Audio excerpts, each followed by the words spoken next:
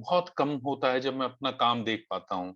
बहुत इम्पोर्टेंट काम होता है तो देख पाता हूँ, क्योंकि मुझे लगता है अगर मैं देखूँगा तो मैं बहुत डिप्रेशन में चला जाऊँगा। आप किताबें क्यों पढ़ते हैं? क्योंकि आप उनके माध्यम से खुद को खोज रहे होते हैं। हम कभी ये नहीं कह सकते, कोई भी बंदा ये नहीं कह सकता है कि मैं अपने आप को जानता हूँ। नहीं जानते आप।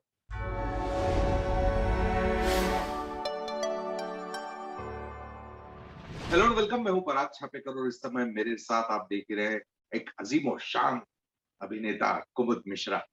कुमुद भाई, आपका बहुत बहुत स्वागत है। थैंक यू, बहुत-बहुत शुक्रिया भाई, बहुत-बहुत शुक्रिया। कुमुद भाई, मतलब आप जैसे ही बॉलीवुड में आए, वो लम्हा अगर मैं याद करूं तो आपको क्या रिफ्लेक्सेस आपके दिमाग में आते हैं? आ मतलब बॉलीवुड में नहीं, मुंबई में आने का मुझे याद है। मैं अपना सूटकेस लेकर के पीएमजीपी कॉलोनी एक हुआ करती है अंधेरी जोगेश्वरी ईस्ट में, तो वहां पे मैं अपना सूटकेस लेके गया था और हमारे एक सीनियर थे, मिलिंद भाई, एक बैच सीनियर थे। तो उन्होंने मुझे वहां खड़ा देखा, क्योंकि मैं जिनके यहाँ आया था वो गांव चले गए थे, तो मेरे पास रहने की जगह थी नहीं। और पंडित सत्यदेव दुबे जी ने बुलाया था, मैं उनके घर जाना नहीं चाहता था, तो वो उन्होंने खड़े देखा, उन्होंने कहा, अरे क्या कर रहे हो? मैंने कहा, ये कारण है, मैं आया था। और बोला, आ जाओ। और फिर वो अपने कमरे ले गए। वो एक कमरा था इसका पीएमजीपी का, जिसमें 6-7 लोग ऑलरेडी रह रहे थे, और उसी में मेरा भी डेरा लग गया अगले 1 महीने 1.5 महीने तक। एंड मतलब जो लोग ड्रामा स्कूल से आते थे या जो डेली थिएटर सर्कल से आते थे, उनका एक बहुत बड़ा सपोर्ट सिस्टम होता था। तो वो एक सपोर्ट सिस्टम, मतलब, और वो मेरे सीनियर्स का सपोर्ट सिस्टम था उस समय, जो जिसने मुझे वहां पे रोका। और मतलब वो एक पॉजिटिव चीज थी, शुरुआत हुई। और जो फील है वो, मतलब अब कैसे बताऊं, मतलब बहुत सारी चीजें घट रही थी। एक तो कल्चर शॉक इतना बड़ा था मुंबई शहर आने में। उस कल्चर शॉक से निकलने में लगभग मुझे 2 साल से ज्यादा लग गया। मतलब सामने सामने तो पता नहीं चलता, लेकिन अब जब पलट के देखता हूँ तो मुझे लगता है कि मुझे कितना समय लगा इस शहर से एडजस्ट होने में। और एक बार जब आप इस शहर के रिदम में आ जाते हैं, उसके बाद फिर कोई और शहर अच्छा भी नहीं लगता। वो भी एक अद्भुत चीज है। मतलब अगर मैं बात करूं कि स्वाभिमान का वो एक किरदार आपको इस यात्रा में जो लेके चला, सो वो यात्रा मतलब जिस तरह से चल रही है, वो एक स्वाभिमान के किरदार ने, एक किरदार ने आपको पूरा मार्ग प्रशस्त कर दिया आपका। असल में स्वाभिमान, तो मतलब ऑफ कोर्स स्वाभिमान का बहुत बड़ा रोल है। ट्रेनिंग के रूप में बहुत बड़ा रोल है। कैमरा ट्रेनिंग का जो है ना, इस माध्यम की ट्रेनिंग में ये सारा जो टेलीविजन मैंने किया, इसका बहुत बड़ा रोल है, क्योंकि इस माध्यम को समझने के लिए आप थिएटर बैकग्राउंड से आए थे और एक तरह की भाषा आप से अवगत थे। ये सिनेमा की भाषा की समझ नहीं थी, जो असल में टेलीविजन करते करते वो समझ आई। लेकिन असल में मेरे लिए सबसे एक्साइटिंग था कि स्वाभिमान से पहले भी श्याम जी के साथ, श्याम बाबू के साथ वो सरदारी बेगम में काम करना, वो मेरे जीवन का बहुत इम्पोर्टेंट क्षण रहा है हमेशा। कि उनका सिनेमा देख करके मुझे सिनेमा में आने का जो मेरी इच्छा हुई थी कि मैं सिनेमा करना चाहता हूँ, उनका सिनेमा देख करके। और नसीर भाई की परफॉर्मेंसेस देख के उनके सिनेमा में, या शबाना जी को देख करके, या ओम साहब को देख के, मतलब ये सारी चीजें थी। तो ये एक मोटिवेशन था। फिर स्वाभिमान में भट्ट साहब का बहुत बड़ा सपोर्ट था। तो जमीन आसमान स्वाभिमान, ये जो इन्होंने जिसको कहते हैं कि, या तो एक ट्रेनिंग ग्राउंड थे ये मेरे लिए। जी। तो कुमुद भाई, मैं ये जानना चाहता हूँ कि मतलब आपकी पढ़ाई पूरी आर्मी स्कूल में हुई, एक डिसिप्लिन जो है वो आर्मी का आपके अंदर है, उसको एनएसडी आने का कैसे वो हुआ?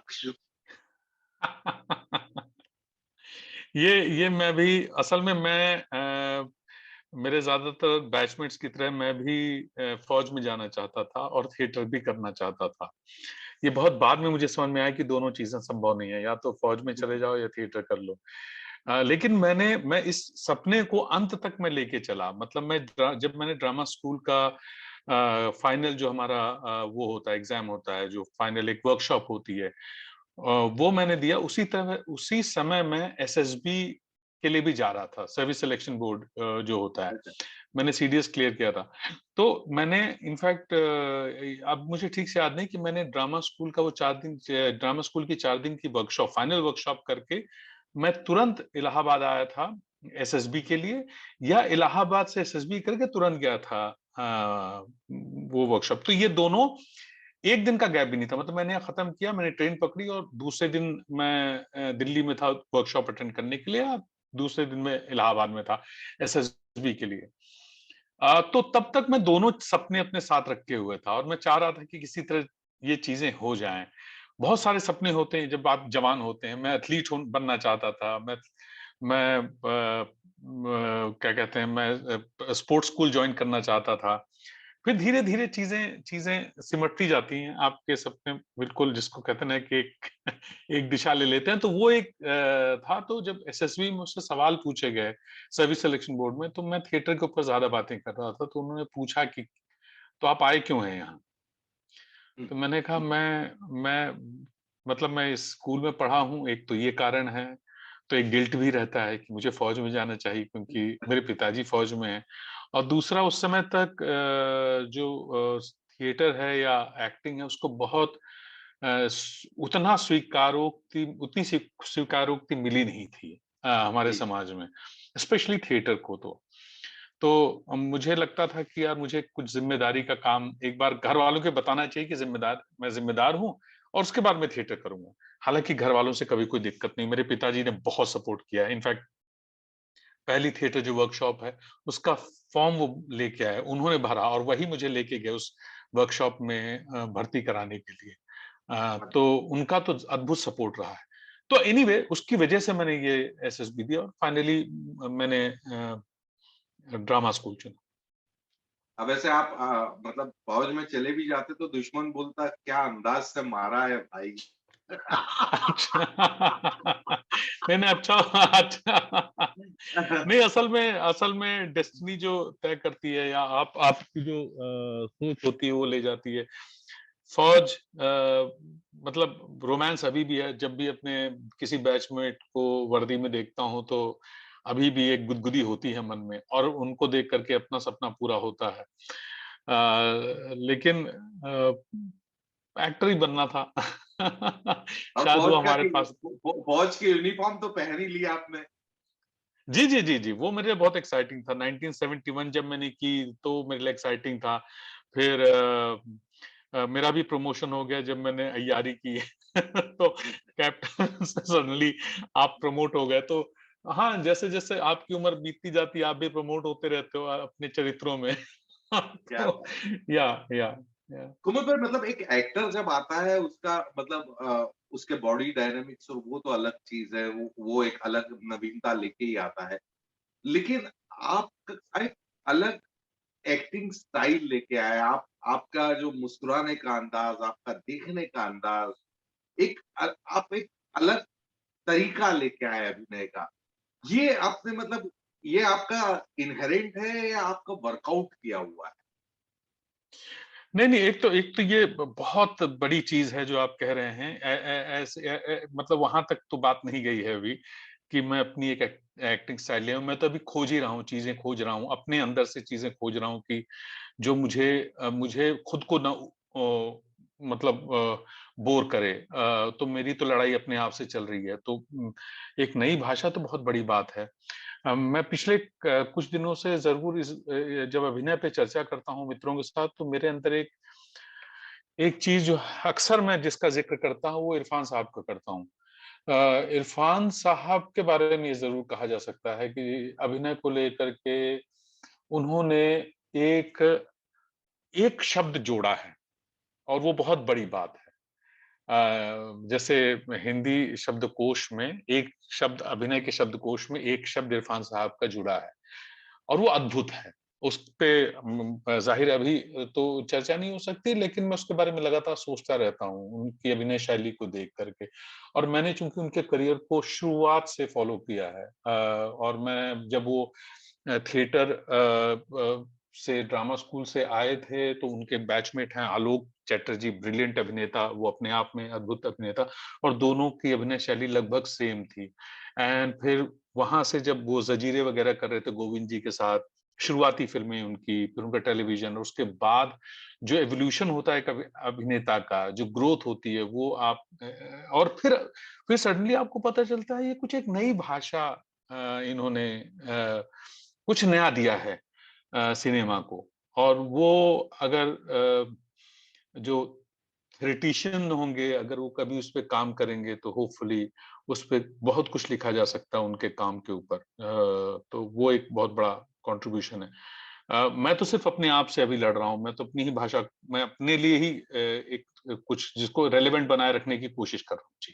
हर सीन में आप देखेंगे आपका बॉडी डायनामिक्स और आपका इनर वो एकदम कॉन्ट्रास्ट में चलता है और वो बहुत अपील करता है। ये ये मतलब ये इसके बारे में मैं पता नहीं डिफाइन कर पाऊंगा इस चीज को कि नहीं, बिकॉज हालांकि डिफाइन कर पाना चाहिए एक अभिनेता के तौर पे, ये भी जरूरी है, बिकॉज अगर आप कुछ कुछ अगर आप खोज पा रहे हैं और अगर वो बता पा रहे हैं तो वो अभिनेताओं के लिए मददगार होती है। और मैं हमेशा हमेशा ये संवाद खोजता रहता हूँ अपने सीनियर अभिनेताओं के साथ कि उनसे जब बात करूं तो मुझे कुछ ऐसा मिले जिसका मैं जो जो जिसको मैं यूज कर पाऊं अपने उसमें, अपने प्रोसेस में। ये जो बात आप कह रहे हैं बहुत इंटरेस्टिंग बात है, लेकिन क्या है कि जब आप चरित्र कर रहे होते हैं, कोई भी चरित्र आप कर रहे होते हैं, तो आप चरित्र को सिर्फ ऐसे नहीं देखते हैं कि वो जो बोल रहा है वो है वो जो जी रहा है वो एक अलग है। जो शब्द हैं वो, मतलब जब मैं आपसे कम्युनिकेट कर रहा हूं तो कम्युनिकेशन मेरा और आपके बीच में दो तरह का कम्युनिकेशन है। एक कम्युनिकेशन वो है जो मैं बोल रहा हूं, एक कम्युनिकेशन है जो मेरे अंदर घट रहा है, जो आपके अंदर घट रहा है। तो अगर जो घट रहा है वो किसी तरह बाहर आ पाए, अगर वो कम्युनिकेट हो पाए, तो उसका मजा है असल में। तो ये खोज जरूर है मेरी कि जब मैं कोई भी चरित्र करता हूं तो जो मैं बात कह रहा हूं, मतलब जो उसको सबटेक्स्ट भी कहा जा सकता है, लेकिन मैं मुझे नहीं लगता सबटेक्स्ट की मैं बात कर रहा हूं, मैं कुछ और बात कर रहा हूं। मैं कह रहा हूं कि और वो सोच भी नहीं रहा है, वो मैं कह रहा हूं कुछ लोगों की आंखें खाली होती हैं, मुझे खाली लगती हैं। अब वो खालीपन कहाँ से लाओगे? वो क्या थॉट है जो आपकी आंखों को खाली, एक एक एक और उसका भी मतलब होता है। तो एनीवे ये अगेन, सो या इट्स जस्ट एन एक्सरसाइज जो कर रहा मतलब हूँ। एक मतलब मैं हमेशा कहता हूँ एक्टिंग बहुत सीरियस बिजनेस है। मतलब आप इतना बॉडी ऑफ वर्क है आपका, इतने कमाल सारे कैरेक्टर्स आप कर चुके हैं और फिर भी आप बोल रहे हैं कि मैं खोज रहा हूँ, मैं प्रयास कर रहा हूँ। ये तो मतलब, और ये मैं किसी जिसको कहते हैं कि चूंकि मैं इंटरव्यू दे रहा हूँ या एक विनम्रता है उसकी वजह से नहीं कह रहा हूँ, ये बिल्कुल मैं इस बात को 100% इस पे विश्वास करता हूँ। क्योंकि मेरी तकलीफ और कोई नहीं, मेरी तकलीफ मैं खुद हूँ। मुझे खुद के अपने पर्सनालिटी से इरिटेशन होने लगता है, मुझे खुद अपने आप, इसलिए मैं कभी अपने आप को देखता नहीं, बहुत कम होता है जब मैं अपना काम देख पाता हूँ। बहुत इंपॉर्टेंट काम होता है तो देख पाता हूँ, क्योंकि मुझे लगता है अगर मैं देखूंगा तो मैं बहुत डिप्रेशन में चला जाऊंगा। क्योंकि मुझे अपने शक्ल में जो घट रहा होता है वो इतना प्रेडिक्टेबल लगने लगता है कि मुझे लगता है कि अरे यार ये कैसे। तो हाँ, तो मेरी लड़ाई अपने आप से है। तो जो आप, और चूंकि आप जो भी चरित्र कर रहे होते हैं उसमें आपका हिस्सा होता है, आप अपने से बाहर नहीं जा सकते हैं। आप बहुत सारी चीजें अपने अंदर लेकर के आते हैं। आप लिटरेचर से लेकर के आते हैं, अपने समाज से लेकर के आते हैं, लोगों को देखते हैं, उससे आप लेते हैं, बहुत सारी पूरी दुनिया से आप लेते हैं। लेकिन आपका हर चरित्र में एक हिस्सा जा ही रहा होता है, बहुत बड़ा हिस्सा जा रहा होता है। और आप वही एक ही हिस्सा अगर आप 4 चरित्रों में डाल देंगे तो आपको खुद को इरिटेशन होना शुरू हो जाएगा। आपको लगेगा कि मैं क्या हूँ? सो आप कोशिश करते रहते हैं, बहुत ही और कई बार नहीं सफल होते हैं, बहुत बहुत बार नहीं सफल होते हैं, कुछ एक बार सफल हो जाते हैं, कुछ एक बार काम चलाऊ हो जाता है। आपकी कोशिश कभी नहीं रहती काम चलाऊ करने की, किसी भी अभिनेता की कोशिश काम चलाऊ की नहीं होती है, वो हमेशा बेहतरीन करना चाहता है। कुछ परिस्थितियां होती हैं जिनकी वजह से वो उतना नहीं कर पाता, कुछ उसके अपने द्वंद होते हैं, कुछ अपनी लिमिटेशंस होती हैं। एक अभिनेता के तौर पे हम सबकी अपनी लिमिटेशंस हैं जिनसे हम लड़ते रहते हैं, और कई बार लड़ाई यूं ही पार हो जाती है, फिर अगला अगला स्पीड ब्रेकर आता है, कई बार लड़ाई को लंबा लगता है, समय लगता है। कई बार एक एक्टर को अपने बारे में अपना एक पक्ष डिस्कवर करने में 8 साल से 10 साल लग जाते हैं। कई बार जैसे मैंने एक बहुत लंबा समय एक सीरियस अभिनेता के रूप में गुज़ारा है, क्योंकि मैं सीरियस जीवन जी रहा था। क्योंकि मैं क्रांति करना चाहता था समाज में, क्योंकि मुझे लगता था थिएटर एक ऐसा माध्यम है जिससे समाज में बदलाव होना चाहिए। तो मुझे ह्यूमर समझ में नहीं आता था। ह्यूमर इतनी मुश्किल चीज़ है कि अभी भी उस तरह से समझ में नहीं आती है, लेकिन लेकिन एक अभिनेता के तौर पे मैंने उसको बहुत लेट डिस्कवर किया जब मैं मुंबई आया। और मुंबई बहुत सारी ऐसी चीज़ें आपको देता है, एक इंसान के तौर पे, जो आपको शायद कहीं और नहीं मिलेगा। तो वो मुझे इस शहर ने दिया, वो मुझे दुबे जी ने दिया, वो मुझे जो यहाँ के जो थिएटर डायरेक्टर्स हैं, चूँकि उन्होंने जीवन को उतनी गंभीरता से उन्होंने उसका उतना बोझ नहीं लिया अपने सर पर जब वो काम कर रहे थे। तो उससे एक एक तरह का आपकी पर्सनैलिटी में एक हल्कापन आया, जो आपकी पर्सनैलिटी को एक दूसरा रंग कुछ दूसरे रंग आपकी पर्सनैलिटी में देके गया। जी। जैसा आपने कहा कि कैरेक्टर आपका एक हिस्सा ले लेता है, पर कभी ऐसा भी तो होता है ना कि कैरेक्टर आपको वो एक बचा हुआ 2/3 दे देता है, कि मैं ये हूँ। बिल्कुल, बिल्कुल, बिल्कुल, बिल्कुल देता है, बिल्कुल देता है। आप साहित्य क्यों पढ़ते हैं? आप लिटरेचर क्यों पढ़ते हैं? आप किताबें क्यों पढ़ते हैं? क्योंकि आप उनके माध्यम से खुद को खोज रहे होते हैं। उनके माध्यम से खुद को खोज रहे होते हैं, डिस्कवर कर रहे होते हैं। हमेशा हम कभी ये नहीं कह सकते, कोई भी बंदा ये नहीं कह सकता है कि मैं अपने आप को जानता हूँ। नहीं जानते आप। आप हमेशा जब आप कोई चरित्र कर रहे होते हैं और आप खुद समझ में आपको खुद लगता है कि अरे मैं ऐसा हूँ। मैंने ऐसा-ऐसा वक़्त में इनफैक्ट हाँ, कल ही डिस्कस कर रहा था। मैं एक फ़िल्म कर रहा हूँ, तो उसमें हमारे एक अभिनेता मित्र हैं, हिमांशु कोहली, ड्रामा स्कूल से ही हैं।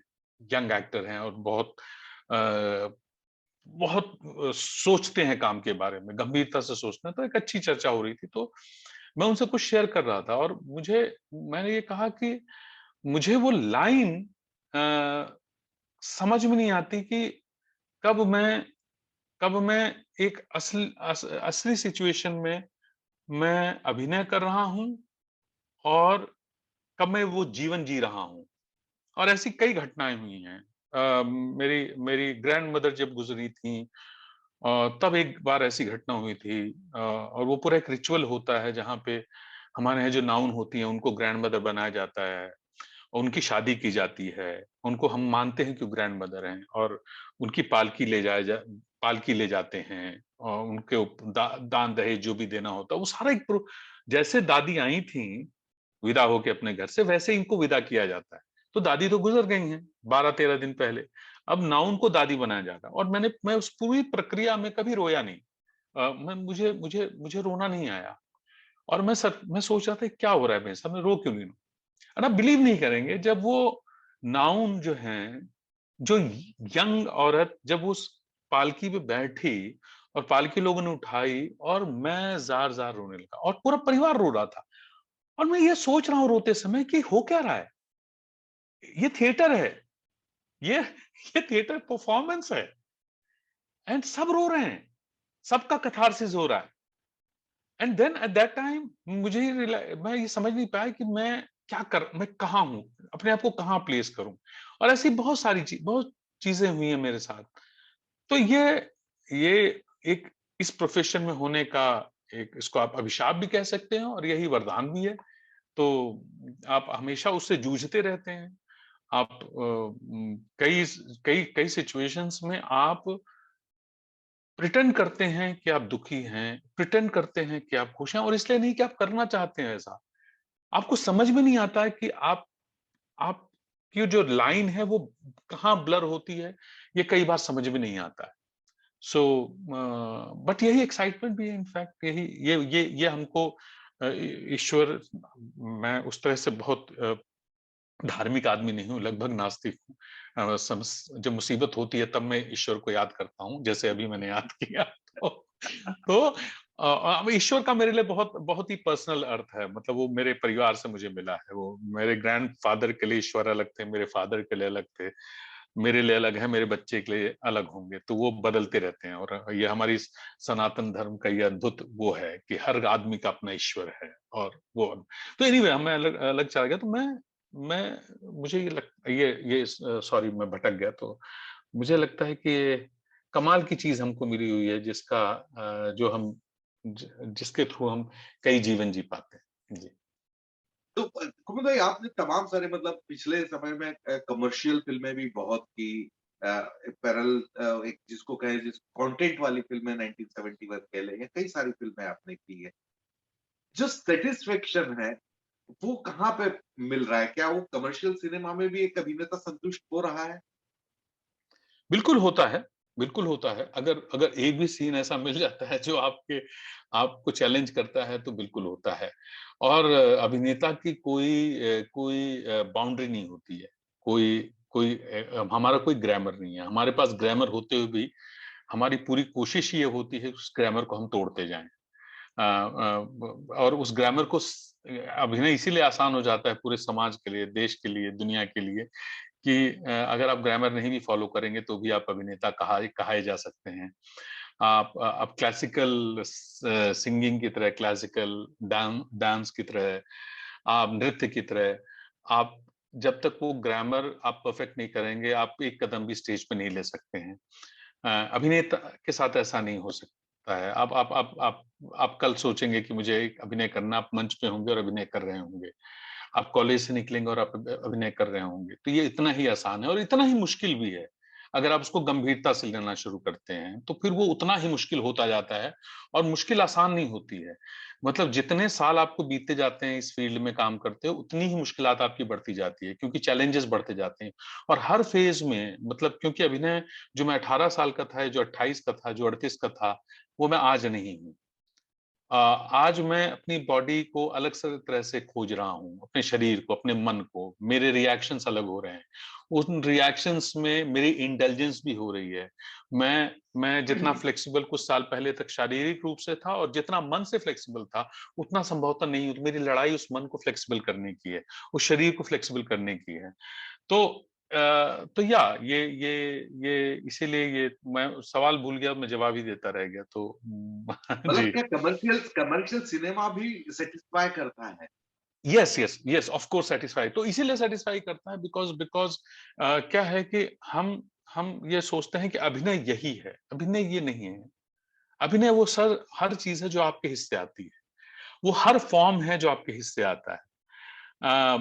और वो उस फॉर्म में आपको ट्रूथफुली उसमें अपने आप को परफॉर्म करना है। और कमर्शियल हिंदी सिनेमा का अद्भुत आश्चर्य ये है कि सबसे अनरियलिस्टिक सिचुएशंस देंगे आपको, अनरियलिस्टिक। अब तो खैर थोड़ा सा उसमें भी एक बदलाव आया है, लेकिन मैंने जो पुराना सिनेमा जो देखा है, जो 80s का सिनेमा देखा है, वो तो मोस्ट बिजार सिचुएशंस होती थी और उसमें आप कुछ अभिनेताओं को देखते थे जो जो इतना रियल करते थे कि आपके आंसू आ जाते थे, आपके रोंगटे खड़े हो जाते थे। वो सारा रस वो आपको देते थे उन्हीं सिनेमा से।